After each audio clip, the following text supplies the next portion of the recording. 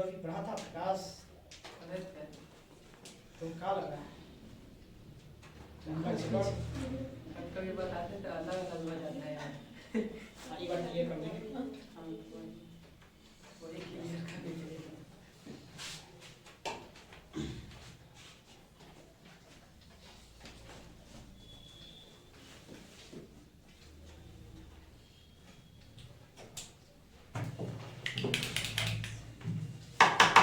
चलिए देखिए ऐसे हम लोग भूगोल पढ़ेंगे, ज्योग्राफी। ठीक है, आप लोग ज्योग्राफी पढ़े होंगे, ऐसा वाली बात नहीं है कि ना पढ़े होंगे, और देख भी रहे हैं। जितना आसपास चीजें देख रहे हो क्या है, वो भी एक तरह से ज्योग्राफी का हिस्सा है, भाग। आज हम उसी का अध्ययन करेंगे बारीकी से। ठीक है, यहाँ से चलिए आप लोग को सामग्री पहले लेना होगा। ज्योग्राफी पढ़ना है तो उसमें लिखना कम होता है और ड्राइंग ज्यादा करना होता है। बिना ड्राइंग का आप ज्योग्राफी न पढ़ेंगे नहीं। इसमें आपको इमेज बनाना ही होगा, चित्र बनाना ही होगा। बिना चित्र का भूगोल कैसा बस। और चित्र भी ऐसा नहीं कि पूरा आपको मतलब बड़ा अति सुंदर बनाना है, जैसा है वैसे ही बना देना, बिल्कुल हूबहू उतार देना नहीं। हम लोगों को चित्रकार नहीं बनना है। ठीक है, बस खाली समझ में आ जाए उतना भर ही चित्र को बना लेना, पूरा बनाने की जरूरत नहीं। किसी भी चीज का चित्र बनाने के लिए आपके पास मैक्सिमम 10 सेकंड का समय होना चाहिए, उससे ज्यादा नहीं।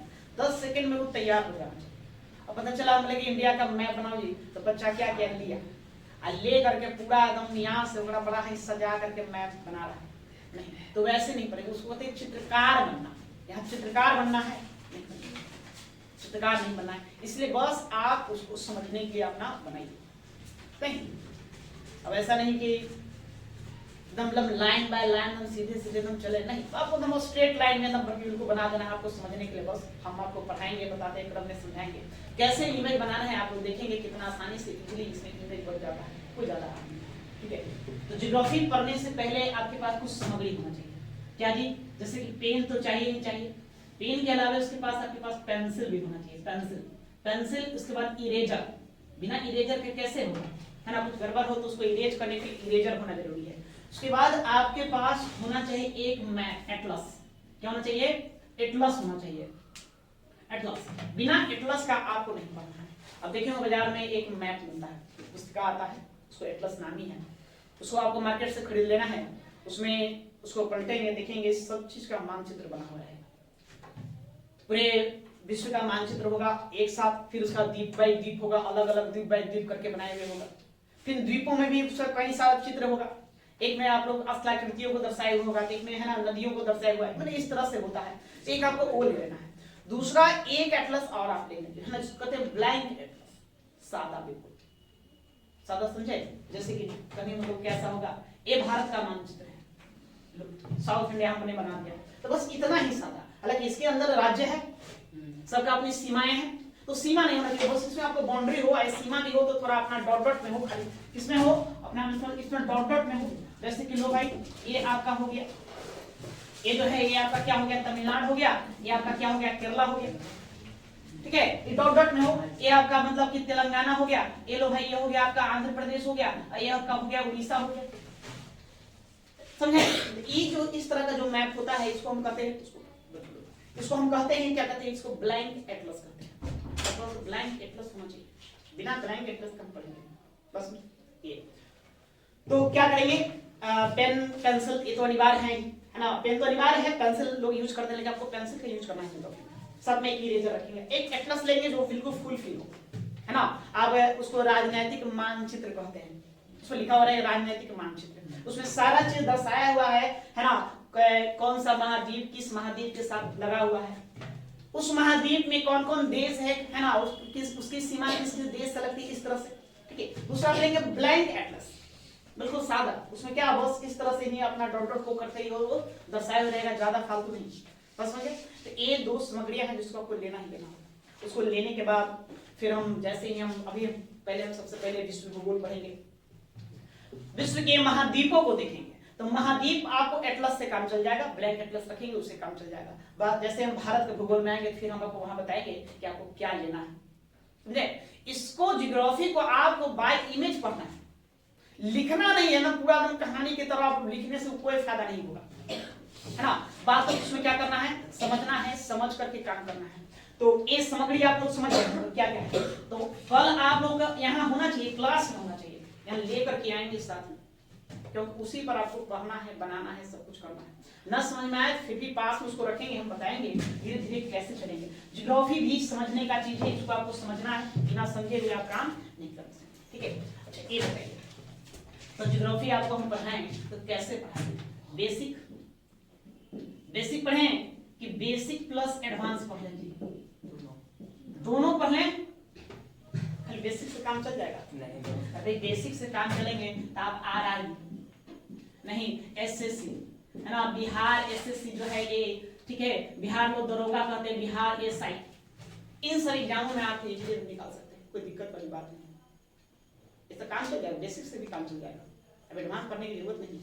अगर एडवांस पढ़ते हैं ये सब के तो क्लियर करेंगे, साथ में आपका सिविल सर्विस है, यहाँ भी हम देख सकते हैं, आपका बीपीएससी है, ठीक है, पीसीएस राज्य पीसीएस है, इसको भी देख सकते हैं। जब कोई भी एग्जाम हम सब क्लियर कर सकते हैं, क्या चलेगा? हाँ, बोलो जी, जैसा को वैसा पढ़ा दें, उसमें क्या है? ये भी एडवांस से लेकर ही चलना है, एडवांस लेकर चलना है, ठीक है। अगर आप सिर्फ बेसिक पढ़ेंगे तो ये तो एक तरह से देखेंगे टीचर्स हो है, कुछ है नहीं, ये क्या है? टीचर्स हो। यहाँ हम हीरो रहेंगे, हम बताएंगे भाई आप मुख्य बात ऐसे ऐसे होता है, ऐसे ऐसे याद कर लो, ये मेन बातें हैं। यहाँ नहीं, यहाँ टीचर और स्टूडेंट दोनों कम्युनिकेशन होता है, ठीक है। यहाँ तो आपका सहयोग चाहिए, ऐसे नहीं होगा, टीचर प्लस स्टूडेंट दोनों चलेंगे, यहाँ सहयोग चाहिए। ये एक तरह से इसमें थोड़ा डिस्कशन वाली बात है, समझ की बात है, थोड़ा इसमें समय लगेगा, लेकिन एक तरह क्लियर हो जाएगा, ऐसा बात नहीं। एक बार ही पढ़ेंगे, पूरा निचोड़ पढ़ेंगे, दोबारा पढ़ने की जरूरत हमें ना हो, बस समझ गए, मैंने इसको पढ़ना, ठीक है। चलिए तो चलिए हम बेसिक एडवांस दोनों साथ लेके चलेंगे, दोनों को पढ़ेंगे एक साथ, ठीक है। चलिए अच्छा, आइए तो सबसे पहले हम भूगोल से परिचय हो लेते हैं। भूगोल है क्या? आप जानते हैं भूगोल क्या है? बहुत सारी बात लगा है ना कि भूमि का अध्ययन करना भूगोल कहलाता है, तो सिर्फ भूमि का अध्ययन करेंगे। जल भी तो है, जलों का अध्ययन करना होगा, वायुमंडल का भी अध्ययन करना होता है, तो उसको छोड़ देंगे, तो सिर्फ भूमि का अध्ययन करना भूगोल कहलाता है, ठीक बात नहीं ना। उसको कहते हैं पृथ्वी गोल है इसलिए इसको भूगोल नहीं, अरे गोल ताबी भी हो जाता है ना जी, शरत तक गोल मत बोलते हैं, बच्चा कितना गोल नहीं, ये गोल मत बोले, वो भी हो जाता है, ठीक है। वो तो नारंगी भी गोल है, संतरा भी गोल है ना, सेव देखे वो भी गोल है, वो नहीं करेंगे, ठीक है। देखिए भूगोल का मतलब क्या है, अगर देखा जाए तो वैसे आप कई सारे परिभाषा दे सकते हैं, अपने अपने तरीके, अपने अपने नजरिए से इसको आप समझ सकते हैं क्या है। अगर आप इस बात को समझ गए तो फिर क्या करेंगे, अपना हम डिफिनेशन देना हम शुरू कर देंगे। पृथ्वी की सतह, पृथ्वी की सतह का मानव आवास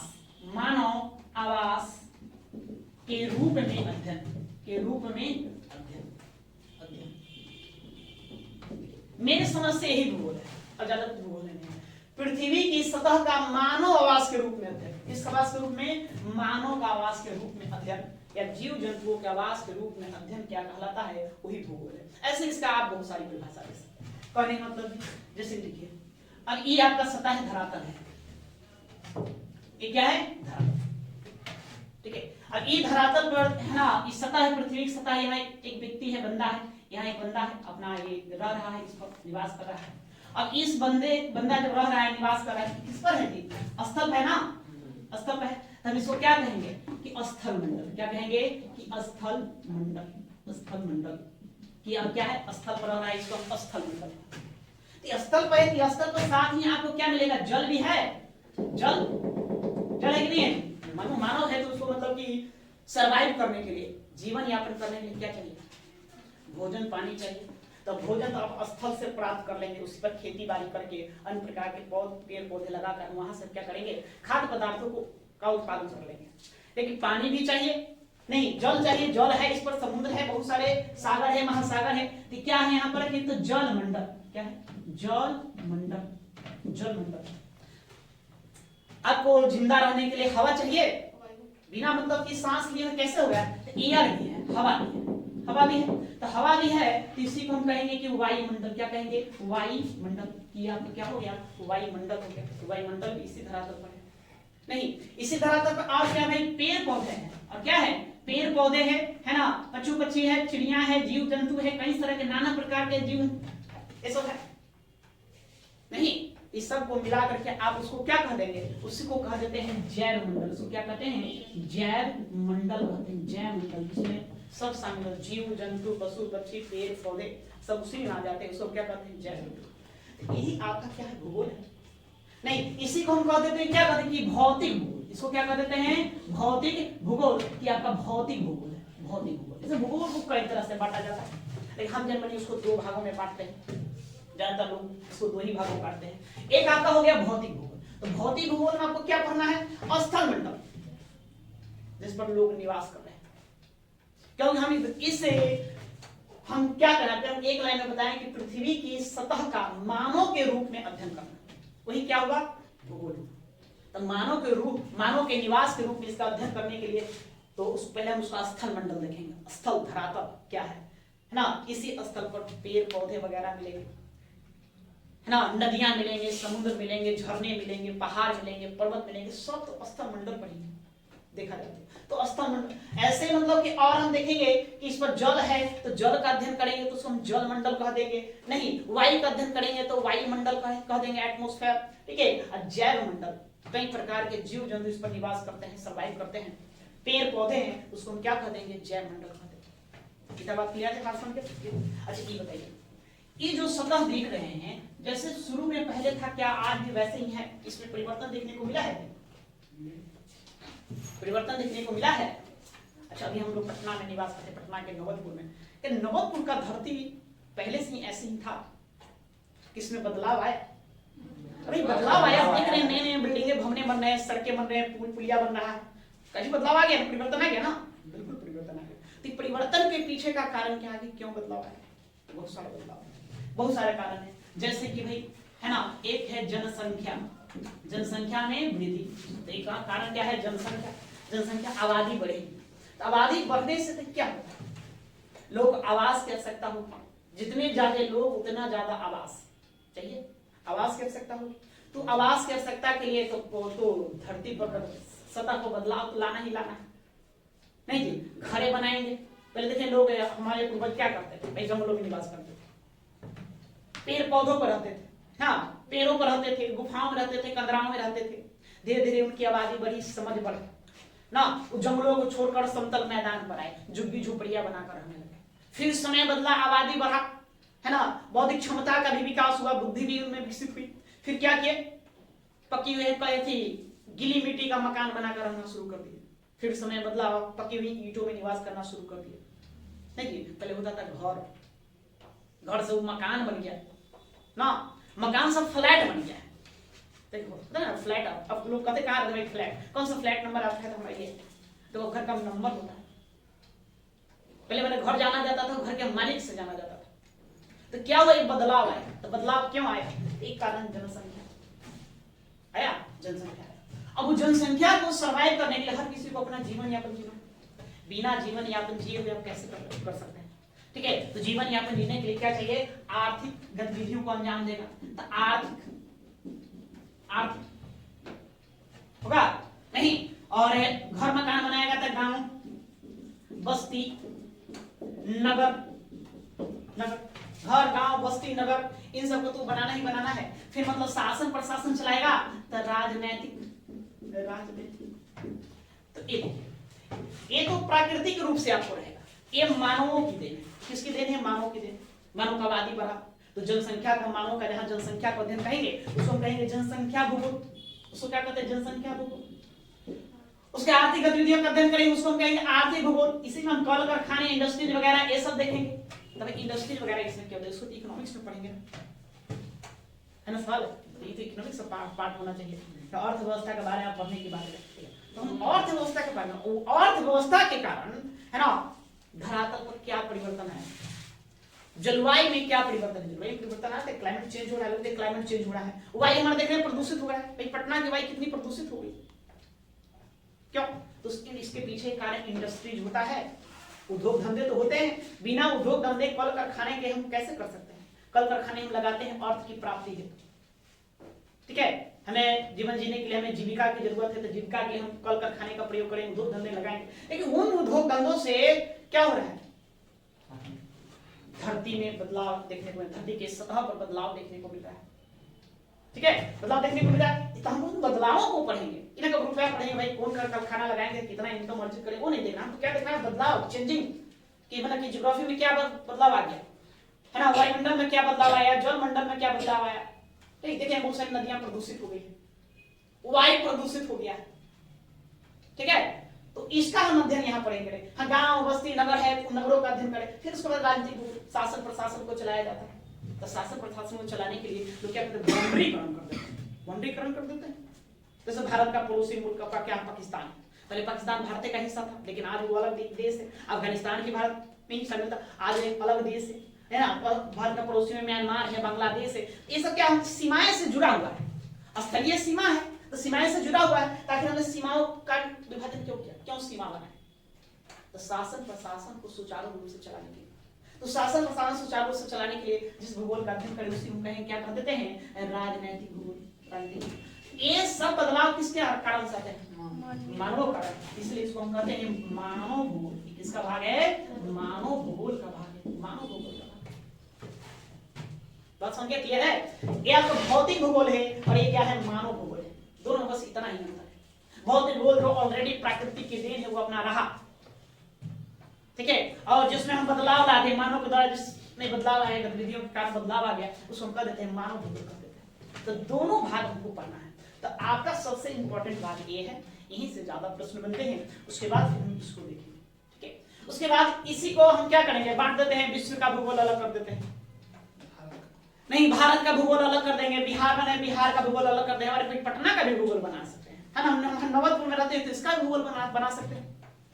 नहीं, अब है क्या करेंगे, अब पटना के स्थल मंडल को पढ़ लेना, पटना के जल मंडल को पढ़ना, पटना के वायुमंडल पढ़ना, पटना के जैव मंडल पढ़ लेना, तो इसी को अध्ययन करने को हम क्या कहेंगे, पटना का भूगोल कह देंगे।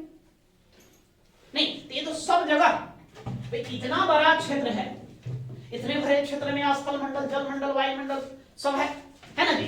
इसी में मतलब कि भाई हमारा देश ये है, भारत है, तो भारतों में ये आपको सब देखने को मिलेगा, तो उसका अध्ययन करेंगे, सिर्फ भारत के बाउंड्री के अंदर अध्ययन करेंगे तो भारत का भूगोल कह देंगे, पूरे दुनिया का हम अध्ययन करेंगे तो हम उसको विश्व का भूगोल कह देंगे।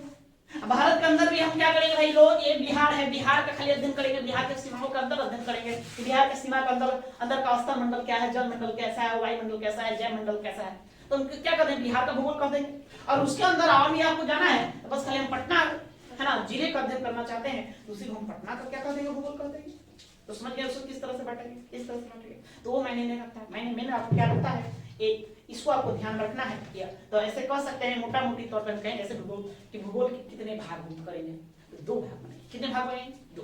एक बनाएंगे भौतिक भूगोल, भौतिक भूगोल इन सब का अध्ययन कर लेंगे, और दूसरा बनाएंगे मानव भूगोल, मानव भूगोल में इन सब का अध्ययन करेंगे। बड़ा आसान है याद करना, कैसे याद करोगे, तो सोचो कि हम भूगोल का मतलब क्या है, तो भूगोल का मतलब होता है मानव आवास, कि पृथ्वी का जो सतह है उस सतह को मानव आवास के रूप में अध्ययन कर लेना है भूगोल।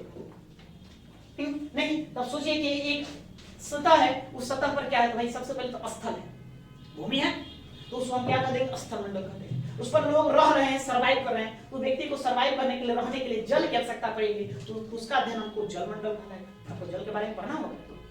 नहीं, उसके बाद फिर वो व्यक्ति को हवा चाहिए, ऑक्सीजन ना, सांस लेने के लिए जो हवा चाहिए, तो हवा का अध्ययन करना वायुमंडल कहलाता है। उसी धरातल पर कई सारे जीव जंतु निवास करते हैं, पेड़ पौधे हैं, कई तरह के जीव जंतु हैं, जानवर हैं, पशु पक्षी हैं, इन सब है, इन सब का संयुक्त रूप से अध्ययन वो क्या कहलाएगा, वो जैव मंडल कहलाएगा, उसको क्या कहेंगे, जैव मंडल कहेंगे, ठीक है।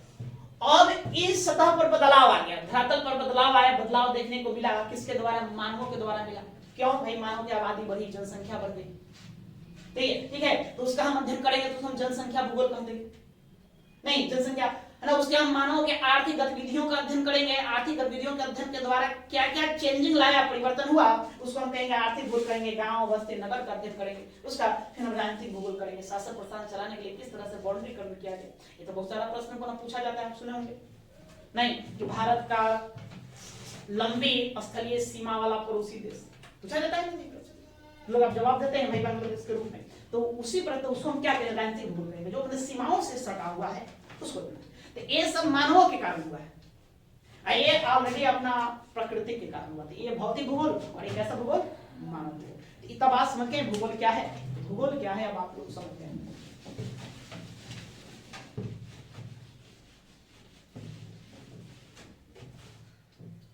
ठीक है, चलिए अब हम सबसे पहले पढ़ेंगे विश्व का भूगोल। क्या पढ़ेंगे? विश्व का भूगोल पढ़ेंगे। पहले हम इसका अध्ययन करेंगे, विश्व का।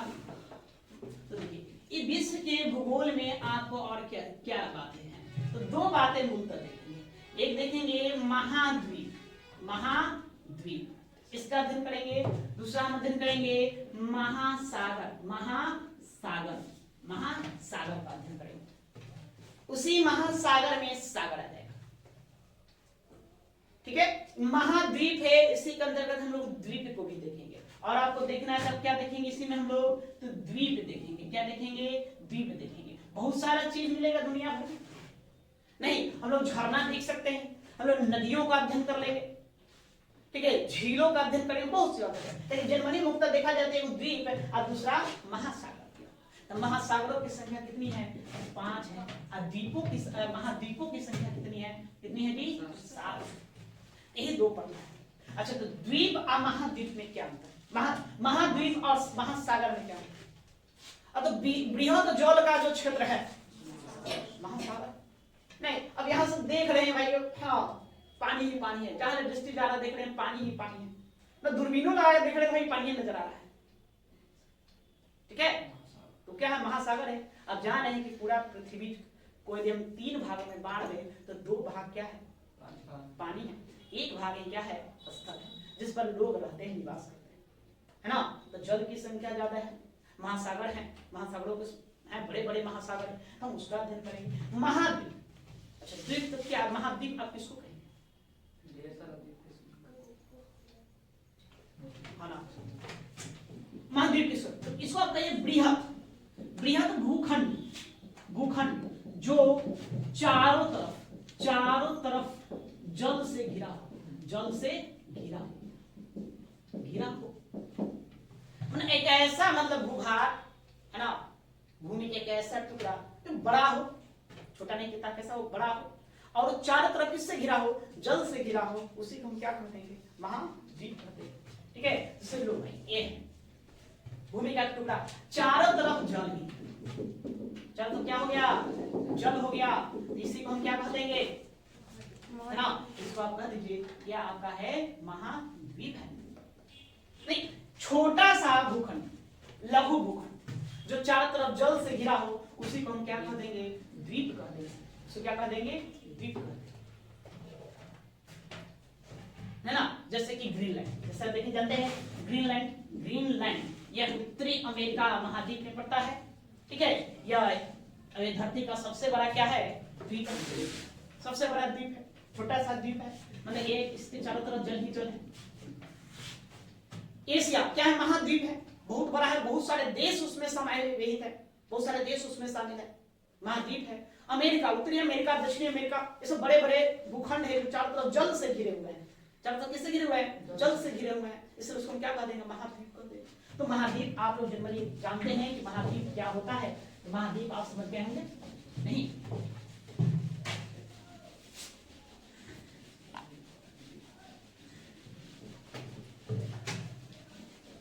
महाद्वीप आप लोग समझिए, पहले छोटी छोटी बातों को हम समझ लेते हैं, उसके बाद हम आगे बढ़ते हैं। तो द्वीप, द्वीप आप लोग समझ गए पहला। दूसरा आप लोग महाद्वीप, ये भी समझ गए, महाद्वीप ये भी समझ गए। तीसरा, अच्छा ये जल संधि, जल संधि ये क्या होता है? जल संधि पता है ना, पनामा जल संधि, बेरिंग जल संधि, नहीं युकाटन जल संधि, बहुत सारे लोग नाम लेते हैं। ठीक है, पाक जल संधि, जल संधि स्ट्रेट कहते हैं, क्या कहते हैं? स्ट्रेट कहते हैं। तो पाक स्ट्रेट भारत और श्रीलंका के मध्य ये क्या होता है? तो जैसे देखिए जल संधि, देखिए नाम है जल संधि, इसको हम संधि निषेध करेंगे तो क्या होगा? जल प्लस संधि, संधि मतलब समझौता, जोड़ना, गठबंधन। तो जब दो सागरों को जलों को जोड़ दिया जाता है, जहां जुड़ता है एक सकड़े भूभाग से, तो उसको हम क्या कह देते हैं? जल संधि कह देते हैं। जैसे देखो ये आपका एक स्थल है, ये क्या है आपका? एक स्थल है, ठीक है। इधर से ये भी एक आपका स्थल है, इधर दूसरा सागर, इधर एक सागर है, जल ही जल है, सागर है, एक कोई और सागर है ना, इस सागर का नाम है ए, और इधर एक और सागर है ना, इस सागर का नाम है बी।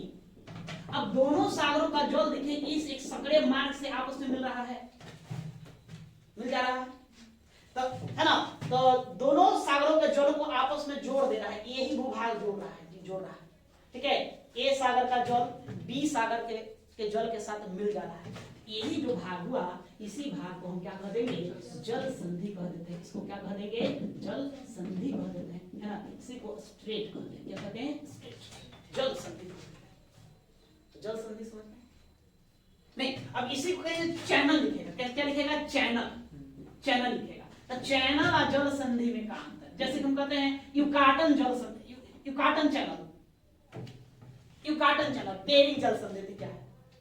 अरे कुछ नहीं, बहुत थोड़ा सा अंतर है, ठीक है, खाली अलग अलग अंतर है। ये जो भाग जो देख रहे हैं आप, सकड़ा है तो जल संधि कह देंगे, तनी वो चौड़ा हो गया तो उसी को हम चैनल कह देंगे। चौड़ा हो गया तो भाग, तनी मुंह चौड़ा हो गया तो क्या कह देते हैं? चैनल। दोनों काम वही है, एक है ना, दो सागरों के जलों को आपस में जोड़ना, दोनों का काम वही है ना। चैनल का वही काम है और जल संधि का भी वही काम है। तो दोनों में अंतर खाली क्या है? एक तरह देखा जाए क्षेत्रफल, ये है जो थोड़ा सा नैरो है, नहीं ये थोड़ा क्या है? चौड़ा है। लेकिन दोनों का काम क्या होता है? जलों को जोड़ देना, दो सागरों के जल को आपस में क्या करना? कनेक्ट कर देना, जोड़ देना। ये तो क्लियर हो गया, बात समझ गया? जल संधि चैनल में क्या अंतर? बस इतना अंतर है, ठीक है, ये बात समझिए। चलिए आगे आप लोग बताइए, ये आप लोग प्रायद्वीप समझते हैं? प्रायद्वीप, प्रायद्वीप, हाँ प्रायद्वीप। भारत एक प्रायद्वीप है, प्रायद्वीप है ना जी, नहीं है? भारत को कहते हैं प्रायद्वीपीय देश, ठीक है। इसको हम भारत को क्या कहते हैं? प्रायद्वीपीय देश कह देते हैं, है ना। इसको हम प्रायद्वीपीय महाद्वीप का भी संज्ञा प्रदान करते हैं, देते हैं। बस तो क्या अंतर है भाई? प्रायद्वीप क्या होता है? तो प्रायद्वीप देखिए,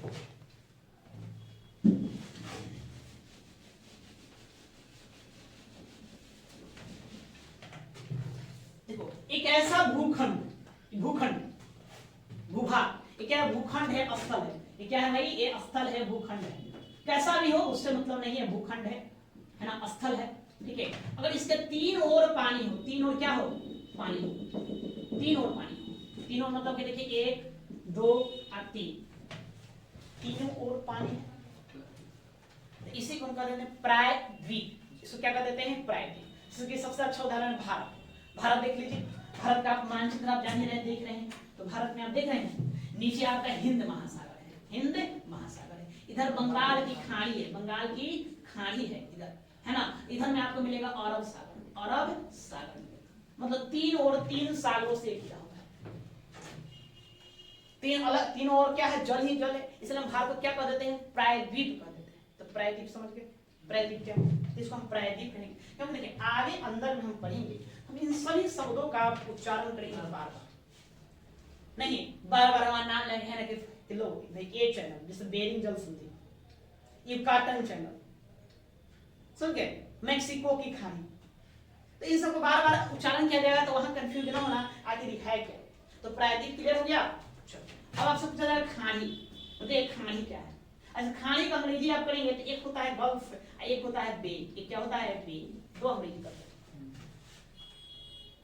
खाड़ी, खाड़ी का इंग्लिश में नाम हम रूपांतर करेंगे, इंग्लिश ट्रांसलेट करेंगे तो दो आपको मिलेगा। एक क्या निकलेगा? एक गल्फ निकलेगा, दूसरा क्या निकलेगा? बे निकलेगा, ठीक है। तो सबसे पहले ये जाने का खाड़ी क्या है?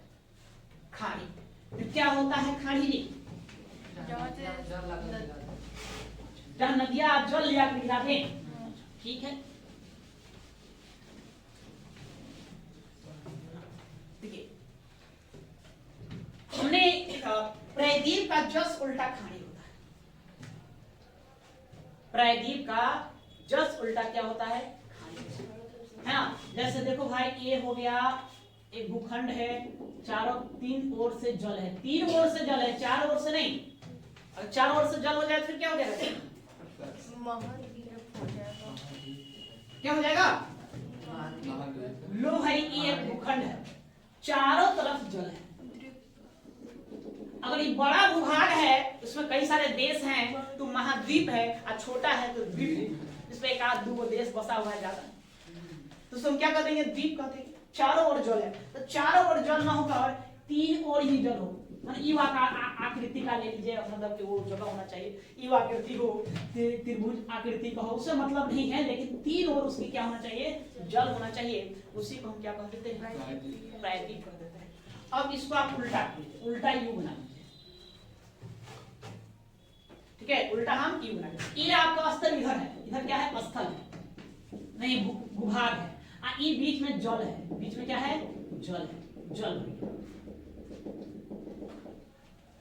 जल क्या हम कहेंगे इसको?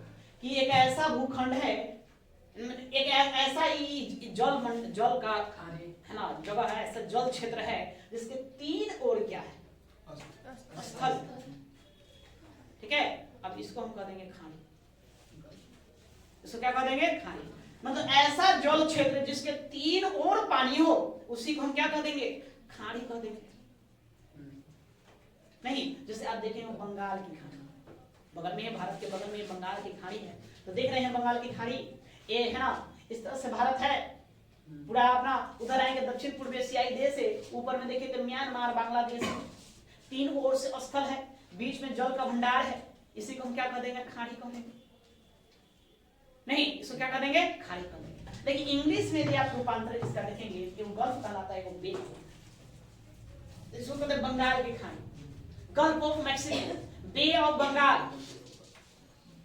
बे ऑफ हडसन, नाम लेते हैं, अलग अलग क्यों नाम लेते हैं? दोनों में थोड़ा सा अंतर है। जो बे होता है, बे जो खाड़ी है ना, जो खाड़ी को जो बे बोल देते हैं, उसमें नदियां अपना जल ले जाकर गिराती है बड़े मात्रा में। नदियां का मुहाना हुआ है, वो जो भाग है वो नदियों का मुहाना वाला भाग होता है, मतलब नदियों का जल उसमें जाकर के गिरती है, निरंतर गिरते रहती है, उसी को क्या कह देते हैं? बे कह देते हैं। और गल्फ जहाँ नदियों का जल निरंतर न गिरता हो, नदियां गिरती हो लेकिन उस तरह से न गिरती, पानी इसमें जमा। बात समझ गए? तो दोनों में बस इतना सा अंतर है और कुछ अंतर नहीं है। ठीक है, तो एक बार फिर से हम चलते हैं। द्वीप तो समझ गए कि एक छोटा सा लैंड है, भूभाग है, जिसके चारों ओर पानी है, वो द्वीप कहलाता है। महाद्वीप बहुत बड़ा भूखंड है जिसके चारों तरफ पानी है, उसको हम महाद्वीप कहेंगे। इसमें कई सारे देश बसते नहीं। जल संधि, जब दो सागरों का जल जहां आकर के मिलता हो, जुड़ता हो, उसी को हम क्या कहते हैं? जल संधि कहते हैं। उसको क्या कह देते हैं? जल संधि कहते हैं। क्लियर है बात? ठीक है। या प्रायद्वीप, एक ऐसा भूभाग, भूखंड जिसके तीन ओर पानी हो, चारों ओर नहीं, तीन ओर पानी हो, उसको हम प्रायद्वीप कह देते हैं। और खाड़ी, एक ऐसा जल क्षेत्र जो तीन ओर स्थल से घिरा हुआ हो, उसको हम क्या कह देंगे? खाड़ी कह देंगे। ठीक है। तो एक शब्द और आपको जानना है ना, स्थल मंडल। स्थल संधि कहेंगे, क्या कहेंगे? स्थल संधि, संधि। ठीक है, उसको अस्थमस कहा जाता है। अस्थमस, पनामा अस्थमस, नाम सुने आपको? पनामा अस्थमस। अब ये क्या है? अस्थमस, स्थल संधि और जल संधि, दोनों में क्या अंतर है? जल संधि जो जल को जोड़े, स्थल से मतलब दो स्थलों को, दो बड़े बड़े भूभाग को है उसको जोड़ देता है ना। तो देखो, मान लीजिए सपोज यहाँ एक लैंड है बहुत बड़ा, यहाँ एक लैंड है बहुत बड़ा, बीच में पानी, आने जाने का रास्ता। अगर सपोज दैट यहाँ से इसको जोड़ दे, ठीक है, इसको अगर ऐसे एक छोटा सा संकरा सा भाग है, अगर ये जोड़ रहा है, इसी को हम क्या कह देंगे? स्थल मंडल। मतलब समझ ले, एक तरह से पुल का काम जो करे, पुल किसका काम करे? पुल का काम करे। आप वर्ल्ड मैप देखेंगे तो आप देखे होंगे ऊपर से, ऊपर से आप देखे है ना, आप देखे होंगे इधर से आपको कौन आएगा? अमेरिका, उत्तरी अमेरिका है, और नीचे से आपका है ना दक्षिणी अमेरिका है, आ करके दोनों एक जगह जुड़ता है। ये देश का नाम है पनामा। देश का क्या नाम है? पनामा नाम है। नीचे आपका ये हो गया साउथ अमेरिका महाद्वीप, ये हो गया नॉर्थ अमेरिका महाद्वीप। दोनों आकर के यहाँ से एक पतला सा भूभाग है जो जा करके उत्तरी अमेरिका का भाग किसको दक्षिण अमेरिका से जोड़ देता है। इस देश का नाम है पनामा, इसलिए इसको पनामा अस्थमस कहते हैं, पनामा स्थल संधि। तो क्या करें, दो बड़े बड़े लैंड को जोड़ने का काम करता है, तो उसको हम क्या कर देंगे, स्थल संधि। इतनी बात आप लोग समझ गए होंगे क्या है। चलिए ठीक है।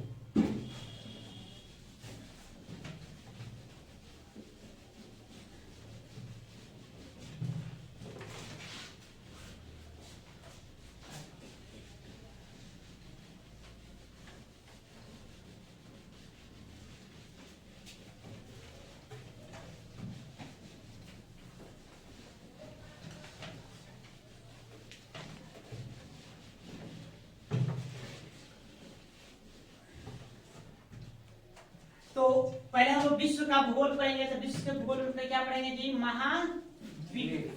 क्या पढ़ेंगे, महाद्वीप। इसको आप महादेश भी कह सकते हैं। क्या कह सकते हैं, महादेश भी कह सकते हैं। तो इसमें हम महादेशों की संख्या आप लोग जान ही गए कितने हैं, 7 है।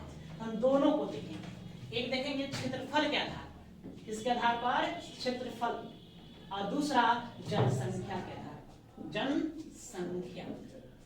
जनसंख्या का आधार। मतलब आपसे प्रश्न बनता है कि क्षेत्रफल के आधार पर विश्व का चौथा सबसे बड़ा महाद्वीप कौन है, जनसंख्या के आधार पर विश्व का तीसरा सबसे बड़ा महाद्वीप कौन है। इस तरह से आपसे क्या बनेगा, प्रश्न बनेगा। तो पहले आपको इन बातों को खाली ध्यान रख लेना है, उसको हम बारी बारी से सबका अध्ययन करेंगे, ठीक है। तो आइए, तो जानते हैं क्षेत्रफल में सबसे बड़ा महाद्वीप, सब लोग बचपन में ही पढ़े होंगे कि एशिया है ना। दूसरा स्थान रखता है अफ्रीका, तीसरा स्थान कौन रखेगा, नहीं अच्छा उत्तरी अमेरिका रखता है, नॉर्थ अमेरिका, उत्तरी अमेरिका नहीं। चौथा स्थान कौन रखेगा, उत्तरी अमेरिका का ही भाई है कौन, दक्षिणी अमेरिका, तो दक्षिणी अमेरिका रखता है, ठीक है। पांचवा स्थान श्रीलंका, श्रीलंका द्वीप है, वो द्वीप है, महाद्वीप नहीं है। अंटार्कटिका, क्या रखेंगे, अंटार्कटिका, अंटार्कटिका पांचवा स्थान रखता है। छठा में आपका हो जाएगा यूरोप, और सातवां में कौन हो जाएगा, ऑस्ट्रेलिया। ऑस्ट्रेलिया ना कह के हम उसको ओसनिया कहेंगे, क्या कहेंगे, ओसनिया, ओसनिया, ठीक है। ओसनिया एवं ऑस्ट्रेलिया, ऐसे आपको लिखा होगा किताबों में मिलेगा, ठीक है। ऑस्ट्रेलिया नहीं, ओसनिया एवं ऑस्ट्रेलिया। तो नया तरीके से हम लोग पढ़ेंगे। समय बदला, समय के साथ साथ बहुत कुछ चीजें जो है खोज होती रहती है, उसी को हमको क्या करना है, समझना है। बस हो गया। तो क्षेत्रफल के आधार पर इस तरह से चलेगा। उसके बाद अगर जनसंख्या की बात करें कि सबसे ज्यादा आबादी किस महाद्वीप में पाया जाता है, तो वो भी इसी में पहला स्थान कौन रखता है, एशिया है ना। एशिया विश्व का 60%, लगभग 60% आबादी जो है किस महाद्वीप में निवास करता है, एशिया में निवास करता है। 60% और 40% में बाकी है। 100 में 60 आदमी एशिया में रह रहा है, बाकी 40 आदमी इस सब में मिलाकर रह रहा है। सोच सकते हैं मतलब कितना सघन घना बसा महाद्वीप होगा। नहीं, विश्व का सबसे ज्यादा घना बसा महाद्वीप कौन है, एशिया महाद्वीप। वो एशिया का दक्षिण पूर्वी एशिया जो महाद्वीप है, महादेश है, दक्षिण पूर्वी एशियाई जो देश हैं, नहीं जिसमें लाओस, वियतनाम, कंबोडिया, दक्षिणी चीन, म्यांमार, ये सब जो देश आते हैं, ये सर्वाधिक घना बसा है, बहुत ही एकदम सघन आबादी वाला जो क्षेत्र है ये वो है। तो एशिया। दूसरा स्थान आपका लेना है अफ्रीका का, अफ्रीका, ठीक है। देखिए अब याद करना, ज्यादा बल नहीं देना, ज्यादा प्रेशर नहीं लेना है, पर इसी क्रम को देखिए। क्षेत्रफल जैसे एशिया पहला स्थान पर, अफ्रीका दूसरा स्थान पर, जनसंख्या में एशिया पहला, अफ्रीका क्या है दूसरा। फिर अब यहाँ इसको उलट देना, इसको क्या करना है, उलट दीजिए। हाँ, फिर पहले यूरोप ले आइए, किसको बिठा देंगे, सॉरी यूरोप को बिठा देंगे, यूरोप, यूरोप ले आइए। यूरोप यहाँ छठा पर है, वहां तीसरा पर है। 6 का आधा 3, ठीक है। 6 का आधा कितना, 3 वहां है। अब इन दोनों को उलट देना है। उसके बाद यहाँ पहले कौन था, पहले उत्तरी अमेरिका था, फिर दक्षिणी अमेरिका। अब यहाँ क्या करना, पहले दक्षिण तब उत्तर कर देना, ठीक है। तो चौथा स्थान पर कौन हो जाएगा, दक्षिणी अमेरिका हो जाएगा, अमेरिका, अमेरिका, ठीक है। अब पांचवा स्थान पर उत्तरी अमेरिका हो जाएगा, अमेरिका महाद्वीप हो जाएगा, ठीक है। छठा स्थान, छठा किसको रखिएगा, ना, ऑस्ट्रेलिया रख ले, अंटार्कटिका रख ले, यही ध्रुव तो बच रहा है। तब जान रहे हैं कि अंटार्कटिका होगा। यह ध्रुव है, पोल है, दक्षिणी ध्रुव पर है और यहाँ ये बर्फ से हमेशा ढका रहता है। 6 महीने दिन 6 महीने रात है। यहाँ मानव को सरवाइव करना बड़ा मुश्किल है, इसलिए आबादी यहाँ 9 के बराबर है, नगण्य है, यहाँ तो कोई रहता है। रिसर्च सेंटर हम पढ़ेंगे, सारा बात पढ़ेंगे। रिसर्च सेंटर यहाँ पर है, कैसे कैसे रिसर्च सेंटर कौन किस देश ने लगा रखा है उसका अध्ययन हम करेंगे। यहाँ पर रिसर्च सेंटर है। तो आपको उसके बाद छठा रख लेना है ऑस्ट्रेलिया, ओसनिया, ठीक है, ओसनिया, ओसनिया एवं ऑस्ट्रेलिया, ऑस्ट्रेलिया इसका रख लेना है, ठीक है। और 7वां स्थान पर कौन हो जाएगा? अंटार्कटिका, अंटार्कटिका, ठीक है, अंटार्कटिका हो जाएगा। तो ये है। अब इसी को हम लोग को सबको बारी बारी से पढ़ना होगा। आप लोग ग्लोब रखे हैं? नहीं, एक छोटा सा ग्लोब आप लोग है ना अपना स्टडी रूम में रखेंगे, वो रखना होगा। देखो ज्योग्राफी को ठीक से समझने के लिए ये सब होना जरूरी है। बिना आप मैप का और ग्लोब का सही तरीके से ज्योग्राफी को नहीं पकड़ सकते हैं, पढ़ सकते हैं। यदि उसको बेहतर समझना है तो इसलिए उन सबको रखना होगा, ठीक है। क्या क्या स्टडी मटेरियल बताया, समझ में आ गया? कुछ हो या ना हो, कल आपको क्या करना है, एटलस लेकर ही आना है। बिना एटलस का काम नहीं चलेगा। हाँ बिल्कुल, क्या लेके आएंगे? एटलस लेकर आएंगे। मार्केट में आराम से इजीली मिल जाएगा, 100-150 ग्राम शायद देता है, यदि हो आप उसको ले लेंगे। और एक ब्लैंक एटलस लेंगे, सादा, वो भी आ जाएगा। मार्केट में बोलेंगे ब्लैंक एटलस ना कि चाहिए सादा, उसको आपको घर पर रख देना है। उसको क्या करना है? घर पर रख देना है। बाकी जो है आपका जो इसमें सब चीज बात बना हुआ है वो एटलस लेकर के आना है। जिस दिन ज्योग्राफी का क्लास हो आपको उस एटलस को लेकर के आना है। तो हम पढ़ेंगे तो आपको हम सारा बात वहां दिखाएंगे। इमेज बनाना ही बनाना है, नक्श वाले नहीं, कॉपी पर पूरा इमेज बना ही देना है। बिना इमेज बनाए हुए आप उसमें कोई पैन नहीं, उजाला नहीं है, ठीक है। इमेज आपको पूरा सजाना नहीं, आपको हमने बताया पूरा हमसे ड्राइंग करने की जरूरत नहीं है, कहाँ क्या है क्या नहीं है ना। या तो चलिए 3 महाद्वीपों में हम सबका बारी बारी से क्या करेंगे? अध्ययन करेंगे, ठीक है। तो सबसे पहले अध्ययन किसका किया जाए? तो सबसे पहले हम लोग अध्ययन हम मानचित्र के आधार पर चलेंगे। देखो भाई सबसे साइड में कौन सा महाद्वीप है? तो सबसे पहले हम लोग उत्तरी अमेरिका का अध्ययन करेंगे। हम उधर से ही पढ़ते आएंगे, मैप के आधार पर चलते हैं। यहाँ कलम देखिए, हाँ तो पहले एशिया का नहीं पढ़े भाई, सबसे बड़ा वो है, ऐसा नहीं करेंगे। आपको क्या करना है? क्रम से देख के चलते चलेंगे, मैप के अनुसार चलेंगे। पहले उत्तरी अमेरिका, फिर दक्षिणी अमेरिका, फिर उसके बाद आएंगे अफ्रीका में, ठीक है, यूरोप, एशिया को लास्ट में देखेंगे, फिर एशिया देखेंगे, ऑस्ट्रेलिया को लास्ट में देखेंगे। बस हो गया। तो यहाँ से हम लोग पढ़ेंगे, कल से ही अध्ययन करेंगे, अब हाथ रहने देंगे, कल से बच्चे भी और आ जाएंगे। उसके बाद यहाँ से हम लोग देखने का प्रयास करेंगे, ठीक है, ओके।